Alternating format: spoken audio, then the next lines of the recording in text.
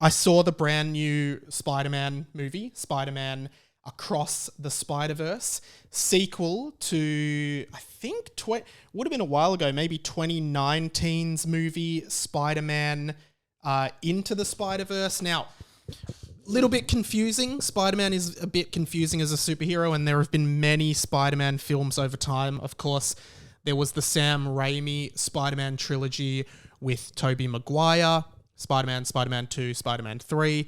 Then there was the Andrew Garfield Spider-Man series, which was The Amazing Spider-Man, and then The Amazing Spider-Man 2. Then, of course, there is the MCU Spider-Man, which is Tom Holland's Spider-Man, which is Spider-Man Homecoming, Spider-Man Far From Home, and then Spider-Man No Way Home. But Spider-Man as a character, because it's such a popular character, Spider-Man, the movie rights pre the Marvel Cinematic Universe were owned by Sony, and they made the Tobey Maguire and the Andrew Garfield ones. And then obviously when the MCU was becoming so big, Marvel wanted to include Spider-Man in their movie, so they struck a deal with Sony that they could use Spider-Man, and that's why Spider-Man is now a big part of the MCU, and Tom Holland's Spider-Man is great. But I think Sony must still have some rights to make movies from the character. I don't think they can do live action, but they can do animated movies, and the Spider-Verse movies are animated movies unrelated to the MCU. And they feature Miles Morales, not Peter Parker. All of those live-action Spider-Men, Tobey Maguire, Andrew Garfield, and Tom Holland, they're all playing Peter Parker, who is Spider-Man.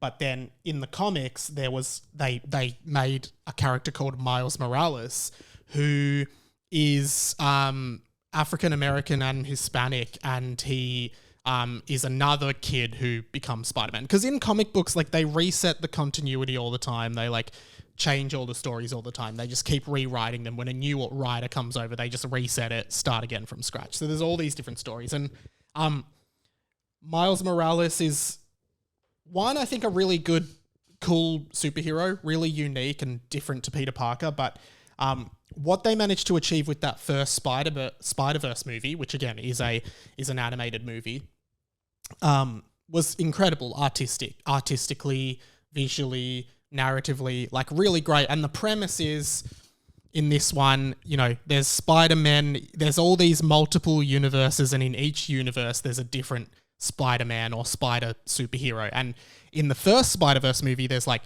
Miles Morales and Peter Parker, and then there's Penny Parker, who's like out of a Japanese anime universe. So she actually has a robot spider. That's her thing. Then there's Peter Porker, who is like a Looney Tunes Porky Pig. He's from like a Looney Tunes universe, like a Porky Pig style character who is like really cartoony, cell shaded. So there's all these different art styles. Then there's Spider-Man Noir, who's like a black and white Spider-Man from a film noir universe. And then there's Spider-Gwen or Spider-Woman, who's Gwen Stacy in a different universe where instead of Peter Parker getting bitten by the spider, it was Gwen Stacy, and she becomes Spider-Woman. So there's all these different spider people. And then across the Spider-Verse, the new one, they introduce even more spider people. So there's Spider Guy, who I think it's Spider Guy. He's an Indian Spider-Man who has a yo-yo webs, which is really cool. Then they also have Spider Punk, who's like a British punk Spider-Man who uses a guitar to fight. Who else did they have? They have a few more. There's like another Spider-Woman. There's all these different spider people. There's a Spider Tyrannosaurus Rex. It's awesome. It's a great movie.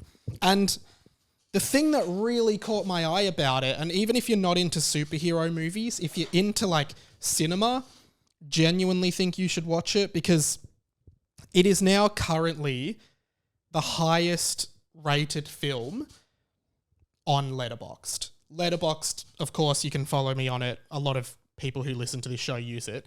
Letterboxd is a website where you just track your film watching and rate it. And basically on Letterboxd, you know, it's a very like, I just use it to rank films I watch, but like it's very like filmic people, film aficionados, kind of, those snobby film people, which I'm not one of.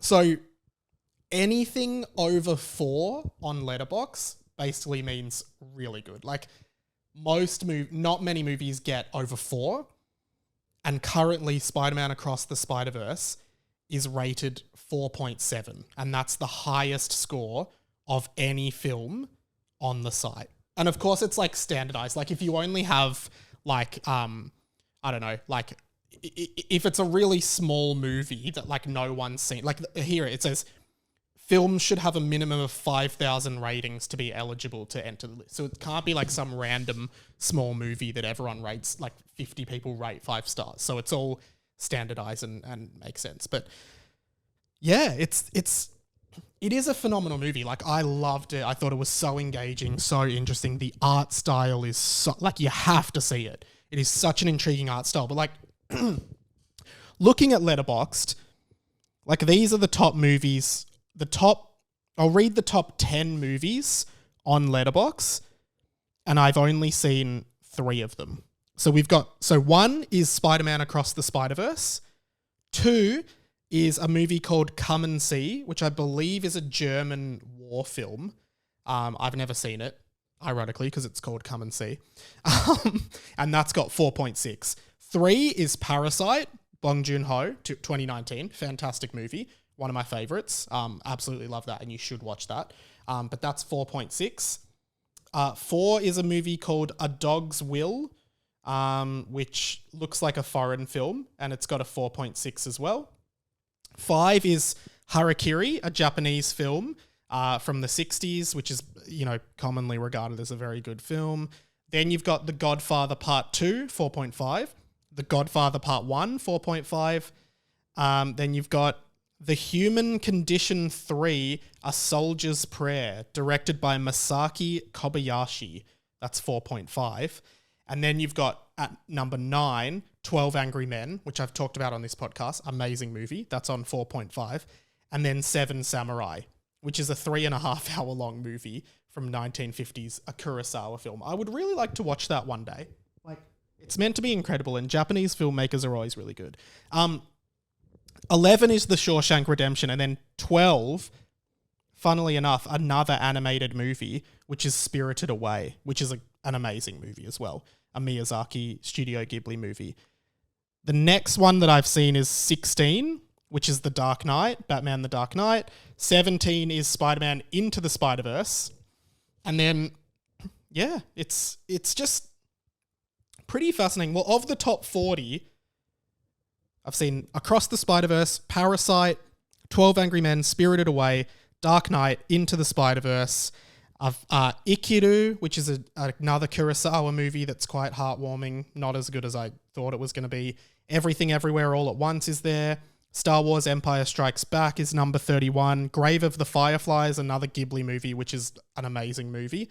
And then, yeah, those are the ones I've seen in the top 40. And in the top 50, I've seen Howl's Moving Castle, which I actually don't think is very good. But just fascinating that... I mean, it could be recency effect. Like, this movie just came out, so everyone's really thinking about it and rating it really highly. I'd be interested to see if it stays in that spot, like, over the next few years. But, man, it was a good movie. I absolutely loved it, and I think everyone should watch it.